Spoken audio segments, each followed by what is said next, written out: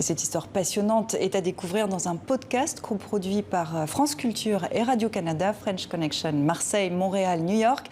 Balado que vous signez, Stéphane Berthomé. Bonsoir et merci d'être avec nous depuis Montréal. Vous êtes un ancien officier de police français émigré au Québec et vous avez mené l'enquête. Vous donnez la parole à des acteurs clés des deux côtés de l'Atlantique. Comment vous avez trouvé ces témoignages ? Écoutez, on travaille toujours sur les contacts, sur les amis d'amis, sur un tel qui peut appeler quelqu'un qu'il connaît. Et c'est comme ça que je suis arrivé justement à atteindre des personnes qui ont participé réellement à la French Connection. Alors ainsi va la French rocambolesque interlope. On va écouter un de ces personnages justement. Il s'appelle Rimbaud. Il nous raconte ses aventures ou comment la drogue était convoyée à New York dans des boîtes de paella. On écoute un extrait de votre balado, épisode 2. Ah voilà, j'arrive de France, moi. Je suis crevé. Toute la nuit à sortir la cam des boîtes de paella.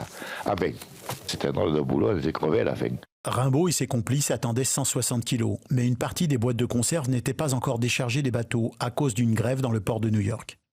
Ils ont tout de même déjà dans leur sac 22 kilos d'héroïne. On sort, on appelle un taxi et on se dit tout va bien. Et on va toucher le pognon, tout va bien, la vie est belle. Et la vie n'était pas si belle que ça parce que juste au moment où on pensait ça, il y a des sirènes de police et voilà tous les flics américains qui cernent le taxi, qui nous entourent.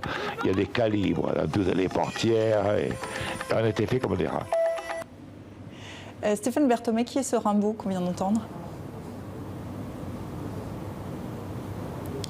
Écoutez, Rimbaud, c'est un ancien trafiquant qui est décédé aujourd'hui, dont le surnom est Doudou, qui a participé à une des filières de la French Connection et qui, comme vous l'entendez dans l'extrait, s'est fait attraper justement parce qu'ils avaient essayé d'entrer directement sur New York depuis Marseille, ce qui a été une leçon d'ailleurs pour beaucoup de trafiquants. Alors justement, dans le podcast, vous mettez en lumière aussi les rôles méconnus qu'ont joué Montréal, certains Québécois. Et puis là aussi, il y a des personnages. Il y a la famille Cotroni qui est centrale. Il y a Lucien Rivard. Qui sont-ils ? Bien, ce sont des personnages qui sont très différents. En fait, la famille Cotroni, on pourrait les comparer à des familles mafieuses du sud de la France, comme les Guérini, par exemple. Ce sont un peu leurs homologues nord-américains.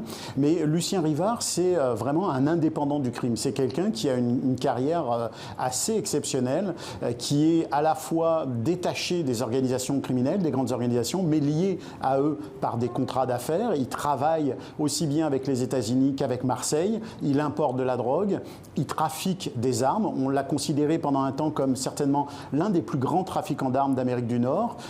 Il vend des armes à la guérilla en Amérique latine, en même temps à la dictature de Batista. Donc c'est vraiment quelqu'un qui est très exceptionnel dans le paysage criminel.